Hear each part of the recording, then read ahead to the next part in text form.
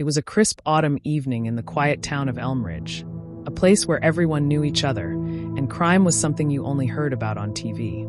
The trees painted the roads with red and gold, and the air carried that mix of nostalgia and something unspoken, something uneasy. Jason Keller, 22, was the kind of young man everyone liked. A college student majoring in environmental science, he was thoughtful, soft-spoken, and always made time for his little sister, Emily. On the evening of October 14th, Jason left a friend's birthday party around 9:15 p.m. He texted his mom, "Heading home now. Took the trail. Quicker." It would be the last message anyone ever received from him. Jason decided to take the old Ridgeway Trail, a wooded shortcut that sliced through the edge of town and shaved 15 minutes off his walk. Most people avoided it at night. It was overgrown, dimly lit, and full of whispers from the past. But Jason was confident. It wasn't the first time he'd used it.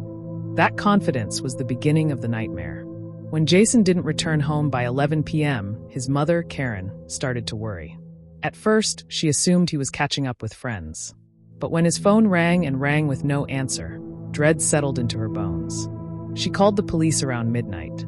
By sunrise, a full-scale search had begun. Detective Marla Henderson, seasoned and sharp, led the investigation.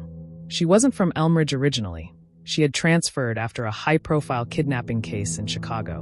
When she heard shortcut and disappeared, her instincts screamed foul play.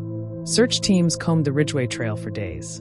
They found Jason's hoodie snagged on a tree branch. Nearby, his phone smashed. But no blood. No footprints leading away.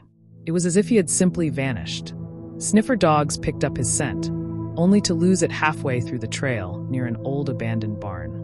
Inside the barn, strange symbols etched into the wood, candles melted into the dirt floor, and a single shoe Jason's. But there were no signs of a struggle. As media picked up the story, amateur sleuths online began digging. A Reddit thread titled, "Where is Jason Keller?" gained traction. Users slowed down footage from a gas station near the trailhead.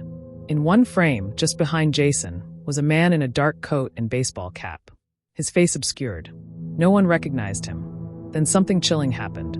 Jason's best friend, Aaron, posted a video from that night.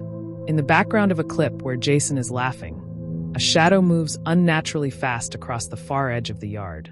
Many wrote it off as nothing, but some said it looked like someone watching. Detective Henderson rewatched the video frame by frame. Her gut told her this wasn't random. Weeks passed. Posters faded. The town held vigils. But Jason remained missing. Then an unexpected twist, a confession. A drifter named Carl Jensen was picked up in a nearby county for an unrelated assault. Drunk and erratic, he began rambling about the boy in the woods. He claimed he had seen the man in the coat dragging someone toward the river. There was chanting. Weird sounds. Not human, Carl muttered during interrogation. I was high, but I know what I saw. That boy, he didn't scream. It was like he couldn't. Police searched the riverbanks but found nothing. Carl's credibility was weak. No body, no crime, they said. Yet Detective Henderson wasn't convinced this was over. Then came the breakthrough. A true crime podcaster named Violet Dale had been covering the story and received an anonymous tip, a GPS coordinate, and the words, "He's still there." The location pointed to an old storm drain beneath the Ridgeway Trail. It had been flooded during early searches, missed entirely. A dive team was dispatched. Inside, they found Jason's wallet and what appeared to be scratch marks on the concrete, as if someone had tried desperately to climb out. No body. Again. But what they did find was more horrifying. Deep in the drain, tucked in a waterproof bag, was a notebook. Pages soaked but legible. Jason had been alive. Trapped. For days. The notebook detailed how Jason had fallen, or been pushed, into the shaft. Injured, unable to climb out. He wrote about hearing footsteps above, someone watching him through the grate. He begged whoever it was for help. But they never came. Instead, someone threw down food and kept coming back. In his final entry, Jason wrote, "He wears a coat, smiles when I cry. He says he collects fear.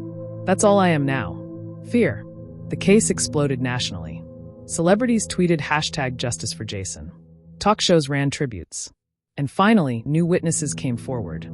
Other young men who had escaped strange encounters on that trail, but never reported them. Months later, the man in the coat was found.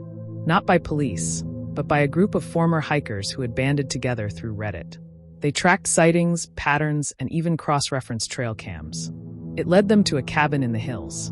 There, authorities discovered evidence tying the suspect to multiple disappearances in surrounding towns. He was arrested without incident. His name? Owen Price, a former park ranger with a history of mental illness and an obsession with fear-based rituals. Inside his cabin, journals, maps of trails, and Jason's photo pinned to a wall. Owen Price will never walk free again. Jason's family now runs the Keller Foundation, advocating for safer trails and rapid response search protocols. His story lives on through every rescued hiker and every parent who warns their child about taking shortcuts in the dark. But Elmridge never fully healed, because every fall, when the wind whistles through the Ridgeway Trail, some still swear they hear footsteps and someone whispering, "Don't take the shortcut." For more true crime stories, subscribe to our channel and turn on the notification icon to be notified whenever we upload new true crime stories.